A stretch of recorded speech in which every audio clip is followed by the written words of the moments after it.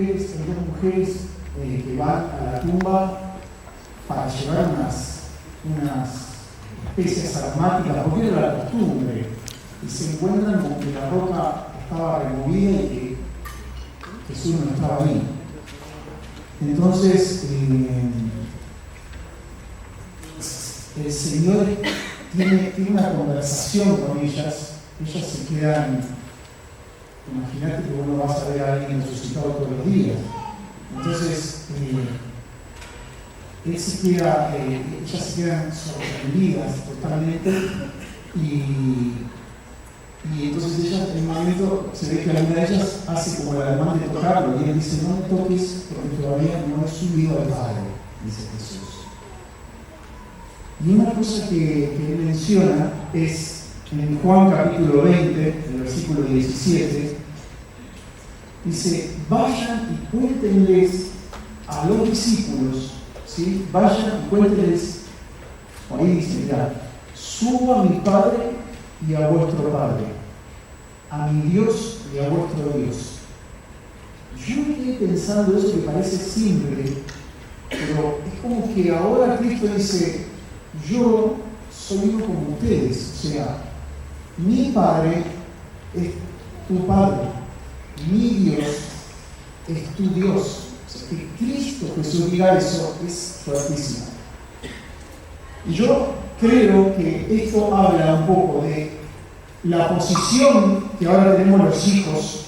O sea, quiero decirles a todos los que están aquí que una vez que hemos decidido seguir a Cristo, y una vez que nos convertimos en hijos de Dios por aceptar a Jesús, ahora tenemos una nueva filiación. Ahora tenemos un Padre que antes no teníamos. Ahora Dios, además de ser Dios, es un Padre, ¿sí? Y necesitamos pensar y repensar esto. Y a mí lo que más me habló esto es el camino hacia abajo que hizo Jesús. Jesús hizo un camino hacia abajo, ¿sí? Él se hizo hombre y dice que se humilló hasta ser un siervo y fue obediente hasta la muerte, y la muerte en una cruz, ¿sí? Por eso Dios ahora lo exaltó hasta lo sumo y ahora él es digno de ser adorado. Dios mismo le dio esa posición de ser digno de ser adorado. Jesucristo es Dios, ¿sí? Él se hizo hombre y ahora tiene esa posición. Y por último, compartirles esto, y ahora hablamos que es como que Él nos habla como un hermano, ¿no? O sea, como dice: voy a mi Padre y a tu Padre, voy a mi Dios y a tu Dios. Somos iguales. Lo único que yo soy el primero de lo que va a resucitar, pero somos hermanos, ¿sí? De hecho, Romanos 8:29, yo no lo voy a leer para que no sea largo, dice que Él es el primogénito de entre muchos hermanos. Entonces, Él nos dio esta posición, nos puso en el mismo estándar de Jesucristo. Ahora somos familia de Dios. ¿Qué les parece? Bien. ¿Quién se anima a seguir?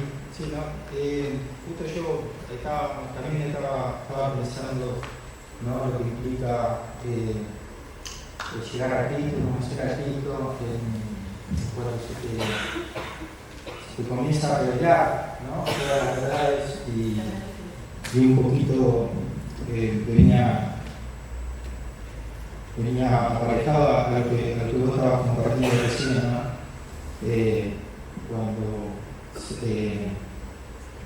nosotros pensamos en la maldad, ¿no?, que hay en este mundo, y este privilegio que perdimos en el Edén, ¿no?, de estar viviendo con Dios.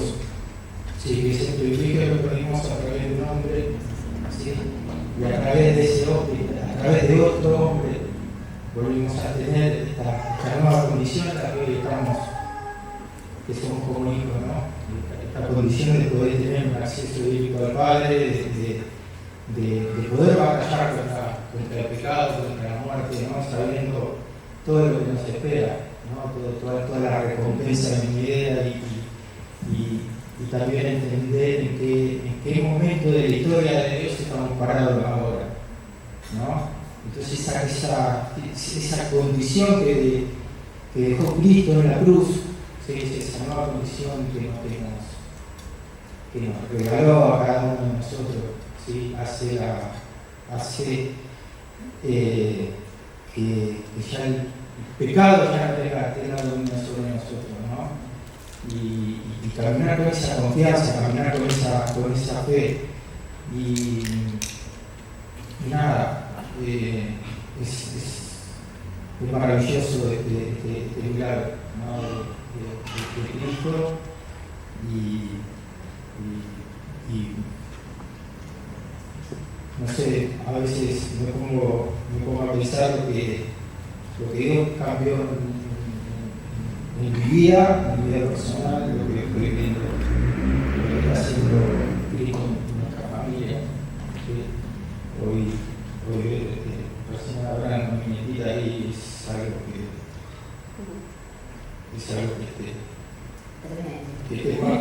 parte del corazón, una alegría desbordante. Y sí, ¿no? Y entender esto de que cuando entregamos el corazón a Dios, cuando entregamos el corazón a Cristo, Él comienza a llevarnos por este camino de libertad, ¿no? Es un proceso, ¿no? Un proceso de día a día, de entregar todos nuestros miedos, nuestros temores, nuestras frustraciones, sabiendo que hay un Dios tras tuyo que te sostiene, que te soporta todo el tiempo, te perdona una y otra vez tus errores, tus fracasos y te mira con unos ojos de amor y te empieza a cambiar el concepto de la vida misma, ¿no? Porque ver acá todo este grupo de hermanos en que cada uno tiene una pequeña porción de Cristo es algo maravilloso, y entender la otra contraparte, de saber que no es la persona que es una persona mala, sino entender lo que está operando dentro de esa persona, ¿no? Lo hablábamos el otro día, y entonces todas esas cosas que Cristo te va revelando día a día, te quita ese peso terrible de la vida que veníamos caminando antes sin él, ¿no? Así que eso quería compartir. Tremendo lo que Dios hizo en la vida de Polo. ¿Cuántos lo conocen a Polo hace unos años atrás cuando llegó? Levanten la mano. Bien, y podemos dar testimonio del poder de la resurrección en la vida de Polo, una transformación en su casa y su familia. Así que es para darle la gloria al Señor. Cuando él hablaba, también Gustavo hablaba del tema de qué es lo que Dios abrió, este camino, Jesús abrió este camino al Padre. Me venía este concepto, ¿no?, de qué es la idolatría, ¿no? La idolatría tiene que ver con tener aparte de poner otras cosas antes que Dios, es lo que nosotros conocemos habitualmente. La idolatría es poner cosas antes que Dios, adorar otras cosas antes que Dios. Pero para mí la idolatría es tener una percepción distorsionada de la imagen de Dios.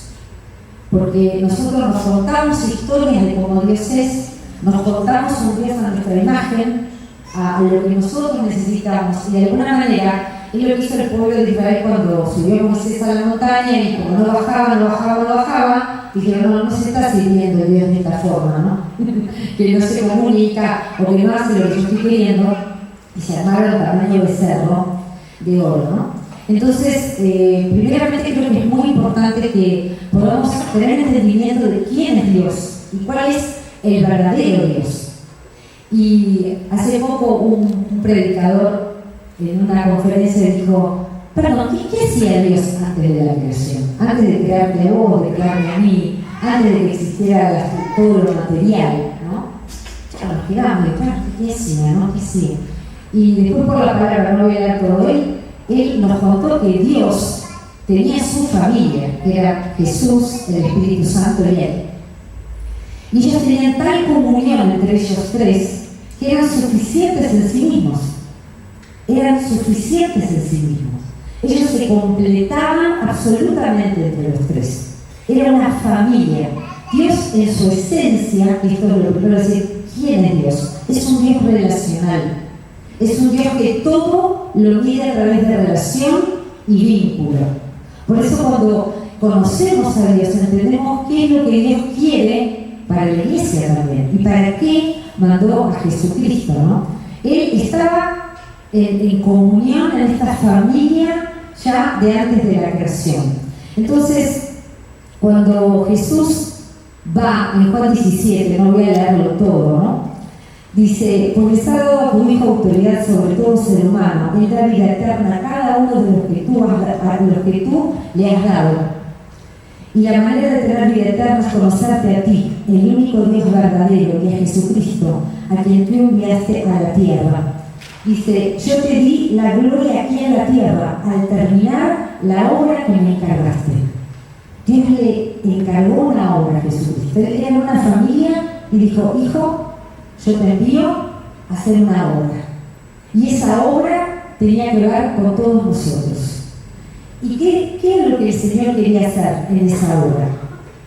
Quería que vos y yo perteneciéramos a esa familia original. Él quería que nosotros formáramos parte de esa comunión. Esto es lo primero que vino a hacer. Sí, nos salva, nos sana, y hay un montón de cosas, pero lo primero que Él quiere es que vos ingreses y pertenezcas a la familia de Dios. Por eso Jesús vino a preparar una familia para el Padre. Y cuando nosotros no entendemos esto, nuestras iglesias son empresas, porque no necesitamos organizaciones, necesitamos familia, porque Dios es un Dios relacional. El versículo 10 dice, todos los que son míos te pertenecen, y me los has dado para que me den gloria.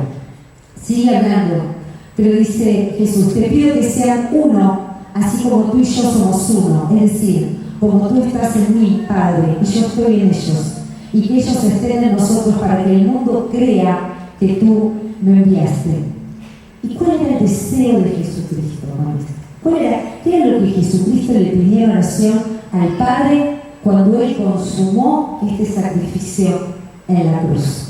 Versículo 24. Padre, quiero que los que me diste estén conmigo donde yo estoy. Quiero que los que me diste estén conmigo donde yo estoy. Entonces podrán ver toda la gloria que me diste, porque me amaste aún antes de que comenzara el mundo. Ahí estaba, y Él quiere introducirnos a través de su muerte en la cruz, a ser un hijo adoptado por Él para gozar de todo lo que Él hizo a través de la cruz. No sabía mató. ¿Qué es bien eso de la canción? Dije. Aquí hay un versículo que justamente estaba leyendo en Primera de Pedro, capítulo 1, verso 3. No necesita que alguien me lea, porque no estoy pudiendo leer. Capítulo 3, verso 3. 3 y 4. Bueno, ¿verdad? Capítulo 1, 3 y 4. Alabamos al Dios y Padre de nuestro Señor Jesucristo, porque en su infinita misericordia nos concedió el privilegio de nacer de nuevo y pasar a ser de su familia. Gracias a la resurrección de Jesucristo tenemos una esperanza viva, y un día hemos de recibir una herencia pura, inmarcesible, inmutable e incorruptible, que Dios nos tiene reservada en el cielo. Sí, gracias. Sí, justamente tenía que ver con esto. Y a veces la hacemos tan complicada, ¿no? Porque a veces la iglesia estructura tanto que nos lleva a mucha religiosidad. Y deshacernos de eso, realmente tenemos que ser muy intencionales, por lo menos en este tiempo, y creo que hasta que el Señor venga, de estar en comunión los unos con los otros, porque Jesús nos está permitiendo poder estar compartiendo en mesas de comunión, compartiendo de Él, hablando de lo que nos está pasando, de qué cosas me está hablando Dios, y nos vamos nutriendo y edificando unos a otros en esa sencillez. No necesitamos cambiar nada, no necesitamos necesitamos ser otra persona, necesitamos ser sinceros. Y esto que abrió Jesús a través de su resurrección, el nacer de nuevo y pertenecer a su familia, es maravilloso, no es maravilloso. Y tenemos que entender que el Evangelio es sencillo. El Evangelio comienza en nuestra casa. El Evangelio comienza en nuestra familia. Si nosotros no nos atraviesa Dios en nuestro hogar, todo lo demás es religión. ¿Por qué? Porque si a mí no me pasa, si a mí Dios no me cambia, no me renueva, no me transforma, no vivo una comunión continua con Él, lo que yo hago solamente es apariencia. Y realmente necesitamos entender que solamente bajo sus pies, estar humillados delante de Él, ahí vamos a encontrar paz. Solamente sus pies. Y me venía y esto lo compartía con el pastor y con los chicos, la mujer que tenía el frasco de perfume de alabastro, y cuando lo vio se humilló con sus lágrimas, dice que enjuagaba sus pies y con el perfume, junto con el perfume, ¿no?, derramado todo delante de él, y con sus cabellos secaba los pies de Jesús y los besaba. Yo digo, wow, qué tremendo esto, ¿no? Y a veces, muchas veces, por lo menos en lo personal, conocido de una chica, pero cuando yo encontré la gracia de Dios fue algo totalmente diferente. No me había tocado experimentar la gracia, el sentir realmente que decís, sentí que perdí el tiempo, que fracasé, un montón de cosas que nos van pasando en la vida, y saber que solamente en Él tenemos una hoja nueva que hoy podemos tomar a través de su sangre. Y a través de su sangre y de esa elección que nosotros tomamos, decirle sí, Jesús, yo te voy a creer a vos, eso nos lleva a tener gozo y a salir de ese territorio donde no nos deja avanzar. Porque muchas veces podemos ser cristianos, pero tenemos áreas en nuestra vida que están cautivas y que no podemos experimentar esa transformación. Pero la única manera es rendir como esta mujer este perfume, y es todo lo que tenemos.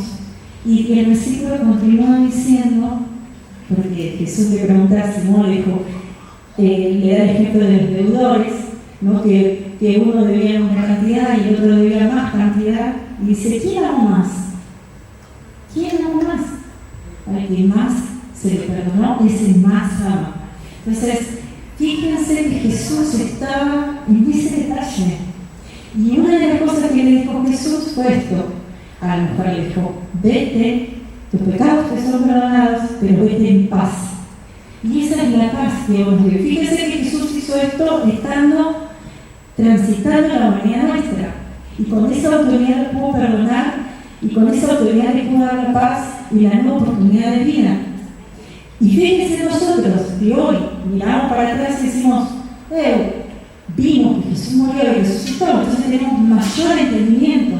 Entonces acerquémonos confiadamente al trono de la gracia, que ahí vamos a encontrar socorro. Como que tengo un montón de cosas, porque creo que de las cosas que estaban compartiendo con respecto a esto de la mujer que estaba a los pies de Jesús, ¿no?, y que derrama el perfume, vemos lo mismo en María y Marta, que también son las dos mujeres que están con Jesús después de la resurrección de Lázaro, porque Jesús había hecho un milagro tremendo, y María estaba a los pies de Jesús escuchándolo hablar, y Marta estaba ahí sirviendo, y Jesús también, o sea, ante esa posición de María estando a los pies, que le dice, cuando Marta le dice a Jesús como, no le vas a decir a mi hermana que me ayude, que estoy sirviendo todo esto sola, y Jesús le dice como, Marta, afanada y probada estás, pero solo una cosa es necesaria, y María eligió la buena parte.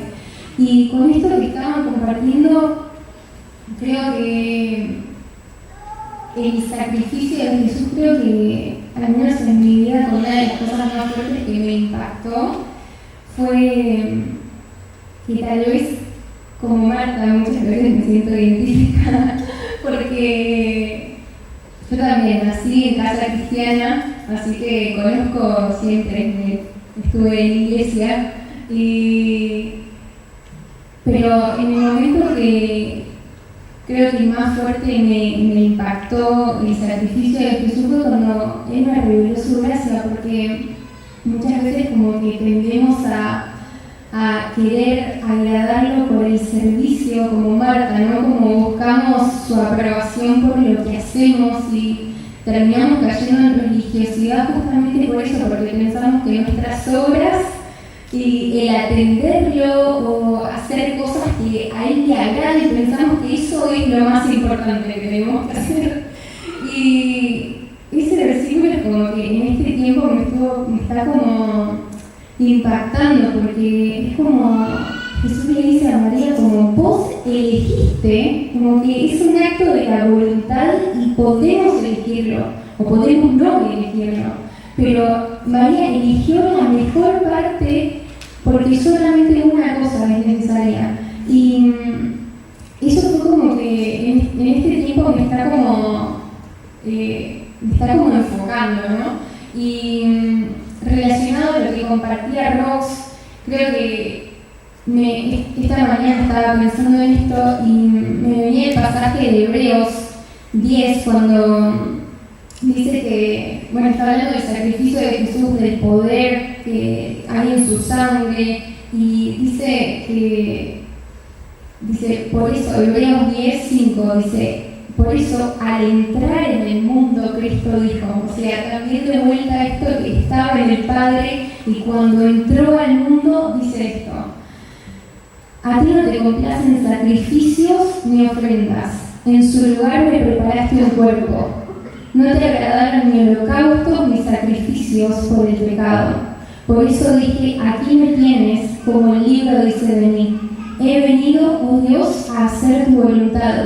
Y empieza a explicar y dice como que quitó lo primero para establecer lo segundo. Quitó los sacrificios y las ofrendas y las expiaciones de los holocaustos para que la ley lo exigía, para establecer, he aquí me tienes, he venido a hacer tu voluntad. Y dice que en virtud de esa voluntad somos santificados mediante el sacrificio del cuerpo de Jesucristo ofrecido una vez y para siempre.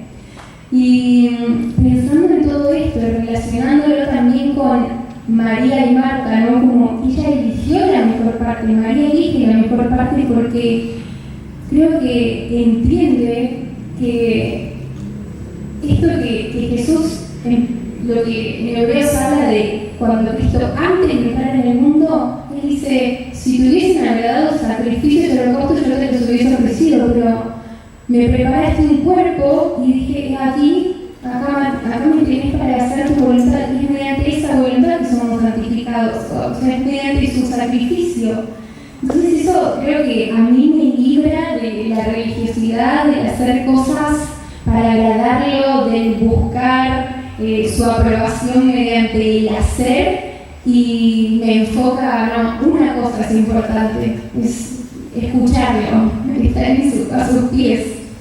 Muy bueno, gracias. O sea, creo que lo que dijiste es la gracia, o sea, es como que las personas tienen muy internalizado el que voy al cielo o Dios está conmigo porque soy buena persona, porque hago esto, porque hago el otro, y eso que está diciendo, yo no necesito que hagas nada de eso, porque quiero tu corazón, ¿sí? Quiero que realmente me atiendas tu corazón. Y ya no es una sumatoria o un listado de cosas para agradarlo, para comprar esa salvación, así que me encanta. Y me encanta lo que dijiste de que yo nací en un hogar cristiano, yo era bonita de chiquita, pero un día dijiste, pará, yo necesito, o sea, algo se cambió en ese proceso, ¿no? Es muy lindo.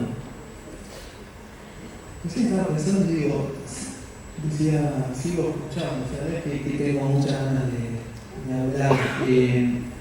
como que escuchando a cada uno iba conectando cosas.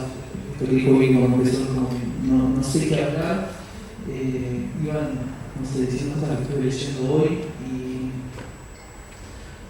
es como que lo que siento es mucho amor, es como que es una historia de amor lo que estamos hablando. Es como que el Espíritu Santo nos revele esto, porque te hace amarlo más, te hace quererlo conocer más, no quedarte solo con lo que ya entendiste. Es como si hubiera un amor que es eterno, que es por mí, que es por todos nosotros.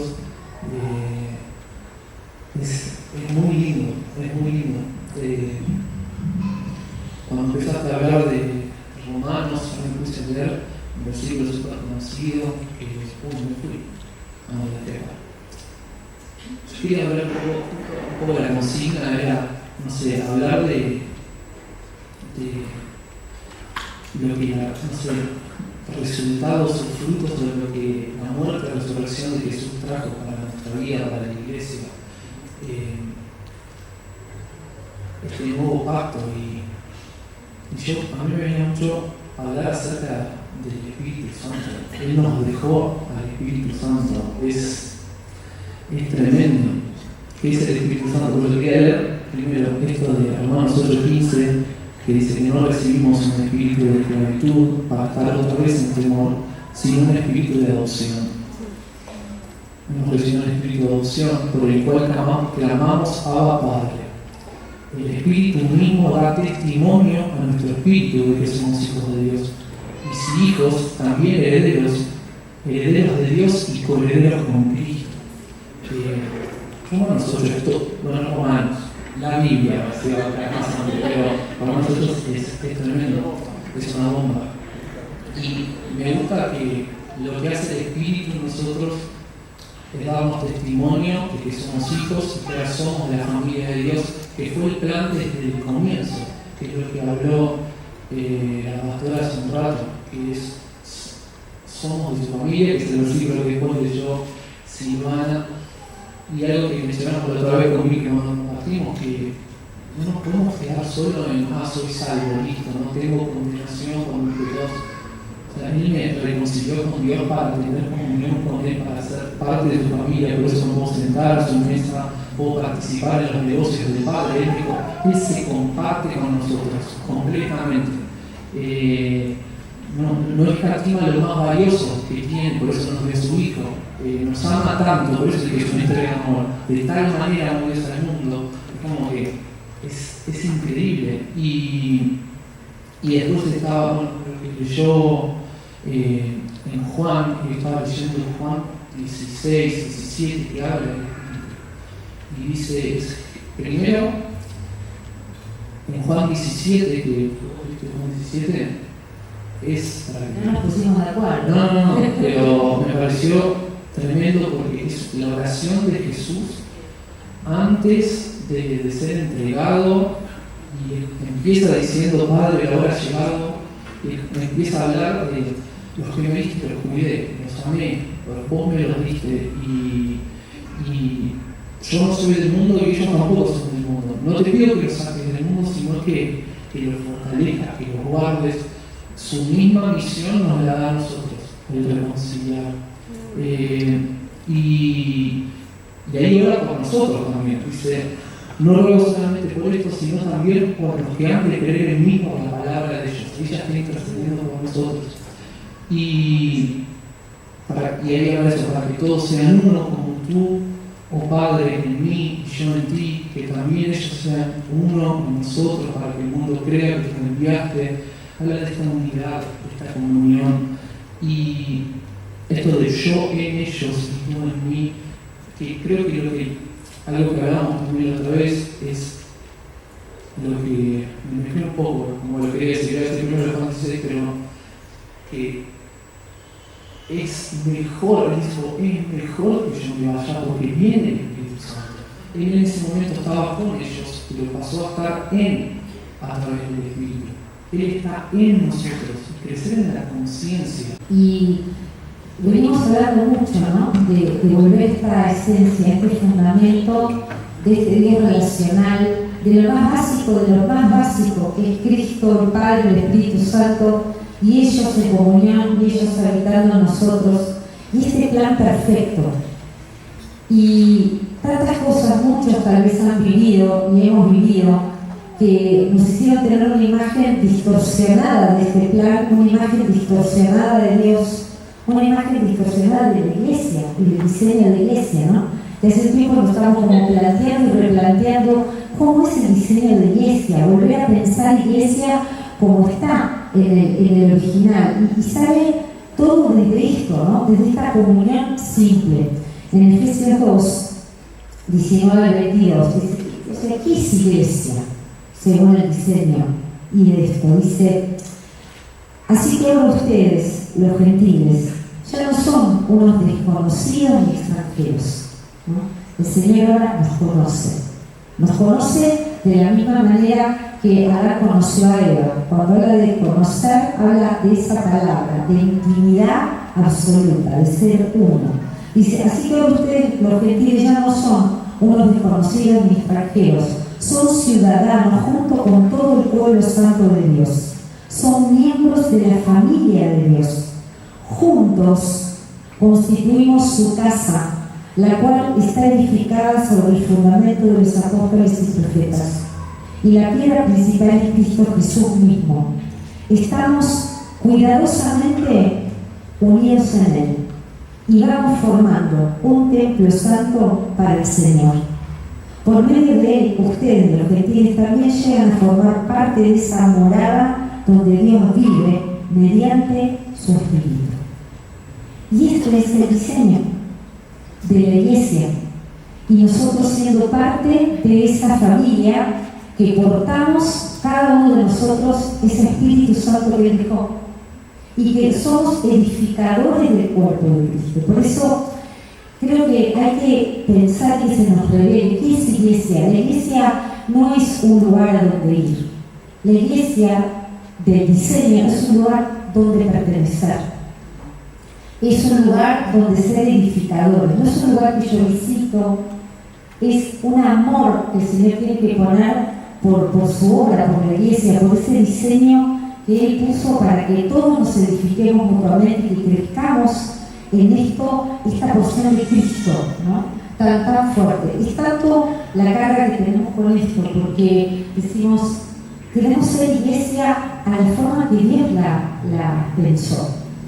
Queremos volver a lo simple del Evangelio y a que esto está representado acá. Por eso dijimos, vamos al medio, vamos a hacer la Santa Cena todos juntos, nos vamos a poner a que todos tengan acceso a la mesa, porque creemos que el Señor está comenzando un tiempo donde el sacerdocio de todos los santos va a estar manifestado cada vez más fuertemente. No clero y gente raza, ¿no? Creo que esto le ha hecho mucho daño a la iglesia, no, mucho daño, teniendo escalafones, teniendo algo más piramidal. Eso no es el diseño son mesas.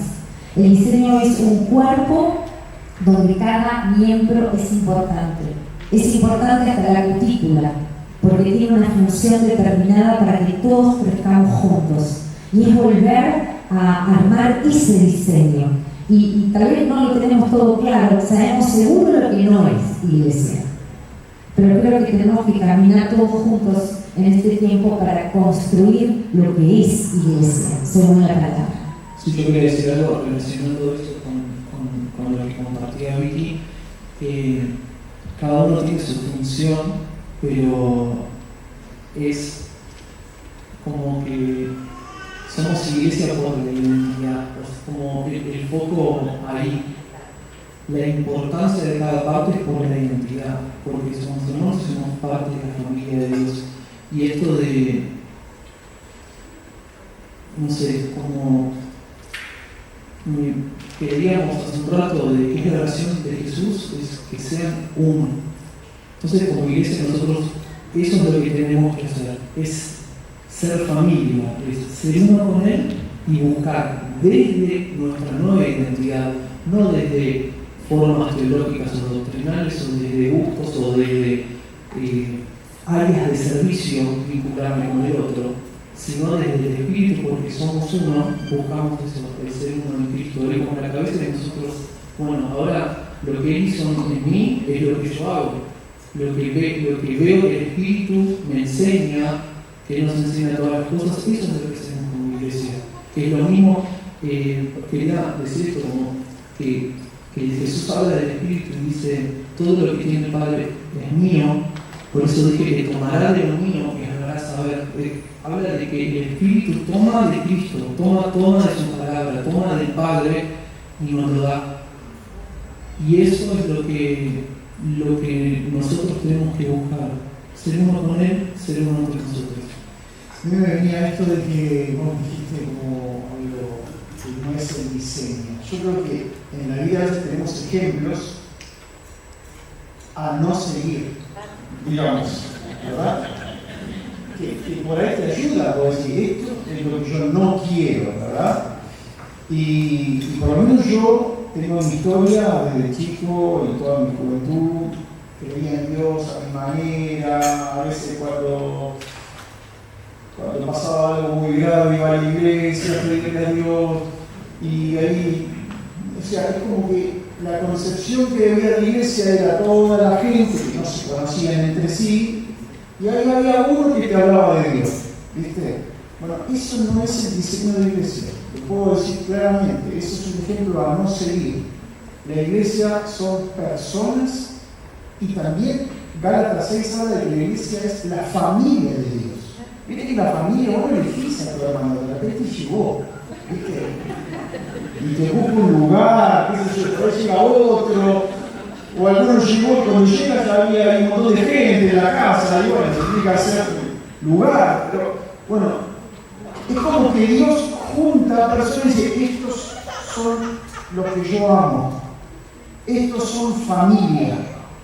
Y además de amar a Dios, que eso es un aprendizaje, tenemos que aprender a amar a los hermanos, a los que somos hermanos, literalmente, o sea, tenemos un mismo padre y somos hermanos.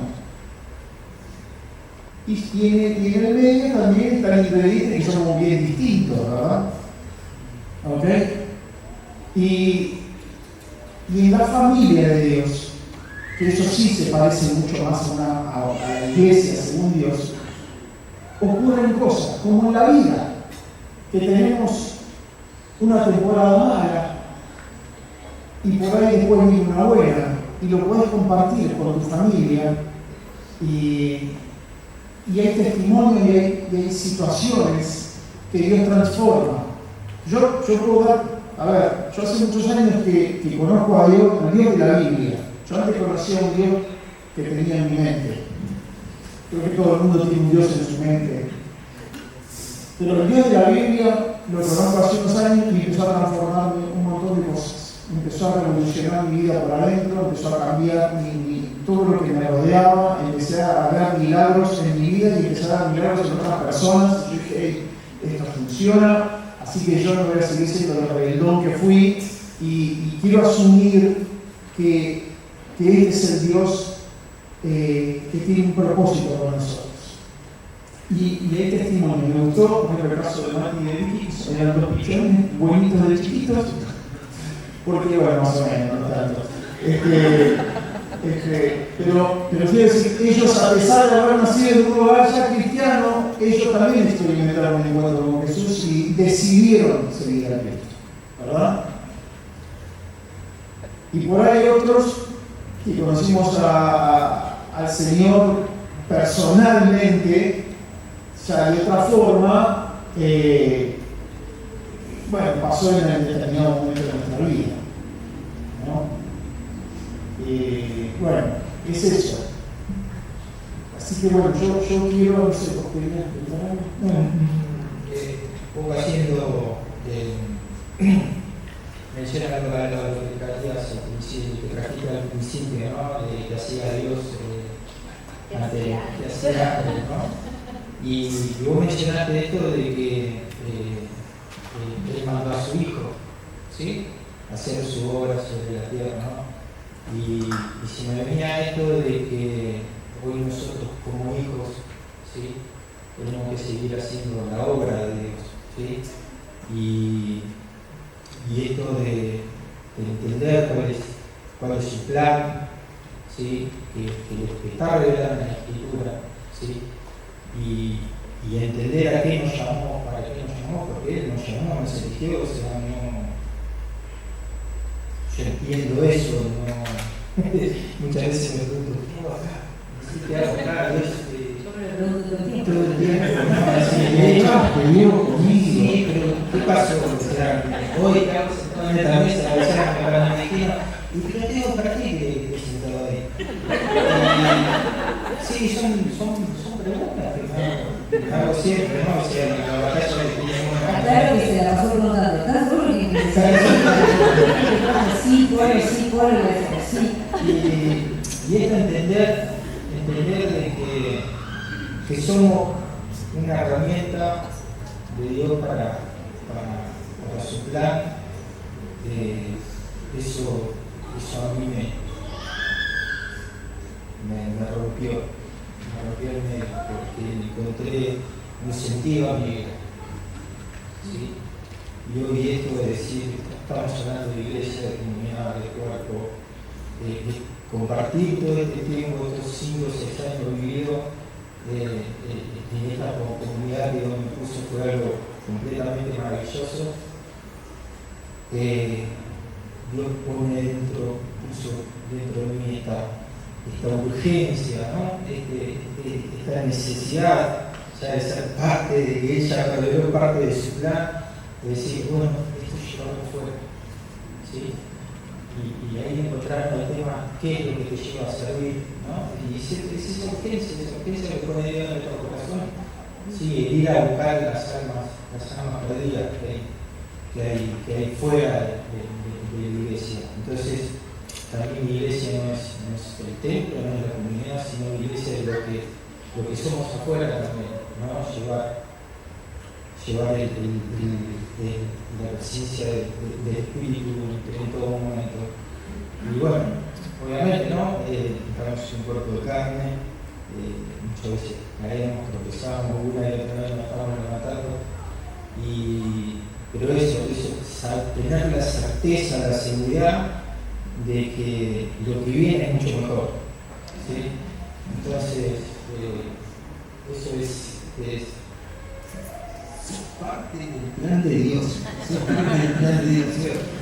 No lo entiendo, es algo que no me entra en la cabeza. ¿Por qué me apartaste, me dijiste? Y ahí es donde Dios me empezó a dar mi sector, de su amor y que tiene edad para dárselo a mucho más. Entonces, creo que de eso se trata también todo esto, ¿no? El sacrificio de Él en la cruz, seguir expandiendo. Sabes que cuando cada uno fue hablando, y creo que hay muchas cosas para hablar, pero creo que en la vida de cada uno de la mayoría ya conoce el testimonio nuestro, para tal vez alguno no, que nosotros nos convertimos recién a los 25 años. Y si fue algo que se nos reveló de Cristo, fue el poder de la sangre, de esa sangre derramada. Porque teníamos vidas normales, pero yo particularmente había estado metida durante los últimos 10 años en muchas cosas sin saber que eran malas, pensando que tenían que ver con lo que hoy es esoterismo, ocultismo. Había estado muchos años en meditación y bueno, muchas cosas que es para contarlo largo, pero conocimos a Cristo a través del poder de su sangre, cuando vimos que Jesucristo como Señor era un choque con muchas de esas potestades de las tinieblas y esa oscuridad en la que caminábamos en ese momento. Y no era lógico, fue algo bien espiritual, pero sin entender mucho de la Biblia ni de la palabra, conocimos directamente el poder de Dios. Tal vez hay otros que acá lo conocieron a través de una enfermedad y que fueron sanos, y todas estas cosas y estos beneficios que vienen a través de esa sangre derramada, ¿no? Hablamos primeramente de que Él abrió el velo al lugar santísimo, que es este tema de poder tener acceso a Él y poder tener comunión con Él y ser estos reyes y sacerdotes porque podemos interceder, porque podemos plantear cosas, porque ya tenemos abierto ese camino por Jesucristo, por gracia pura, porque no tenemos nada para estar en ese lugar. O sea, no tenemos nada para estar a la mesa, menos tenemos para entrar al lugar santísimo, ¿me entienden? Entonces ya hizo tal la gracia de lo que hizo Jesús, es tan tremendo, porque entramos ahí y podemos tener acceso al Padre. Y esa sangre encima nos hace ser sacerdotes e interceder por su sanidad. Nos hace ser reyes y tomar autoridad para gobernar. Que somos nada, ¿me entienden? Somos nada. Somos nada y en ese acceso podemos sujetar una potestad de la tiniebla y que esa potestad se sujete. Y lo hemos visto muchos de nosotros. Por eso digo que el poder de la sangre es algo que está dado por gracia absoluta, que cuando operamos en este poder que tiene la sangre, nos damos cuenta de la bondad de Dios. No hay nada que temer, porque Él hace libre, hace sano, abre este espacio, nos da este acceso. Pero lo que es más locura absoluta, a personas como nosotros. Elías dice que era sujeto a pasiones iguales que las nuestras. Ese versículo me lo aprendí de memoria, porque yo dije, qué bueno, qué bueno, qué bueno. Porque yo decía, yo no estoy capacitada para esto. ¿Quién soy yo para que me pongas a hacer una liberación o para que yo usar tu sangre para sanar o para... ¿Quién soy? Nadie. Pero digo, no, para Elías también era sujeto a pasiones, ¿no? Entonces, entro a ese lugar creyendo en esa sangre que derramó, no en mi propia capacidad, ni que hago todo bien, ni que hice todo bien, porque hice todo mal. Después ya algún día les voy a contar, todo mal, pero esa gracia abrió y ese poder de la sangre de Jesucristo hace que seres humanos comunes y corrientes e imperfectos puedan tomar autoridad sobre cosas que tienen miles y miles de años, espiritualmente hablando. En Efesios 3:10 dice: se ha anunciado a través de la Iglesia a principados y potestades la multiforme sabiduría de Dios. El fin de todo esto es que la sabiduría de Dios, en toda su diversidad, se dé a conocer ahora por medio de la Iglesia a los poderes y autoridades en las regiones celestiales, conforme a su eterno propósito realizado en Cristo Jesús, nuestro Señor. Iglesia es el espectáculo a través de la sangre de Cristo que vamos a darle a principados y potestades. Porque la iglesia gloriosa que Él tiene planeado, el diseño de iglesia original, bueno, entero, que Él planeó, va a llevarnos a niveles de autoridad, de multiforme gracia, de multiforme sabiduría, a este gran avivamiento que entendemos por la palabra que viene antes de su venida. Y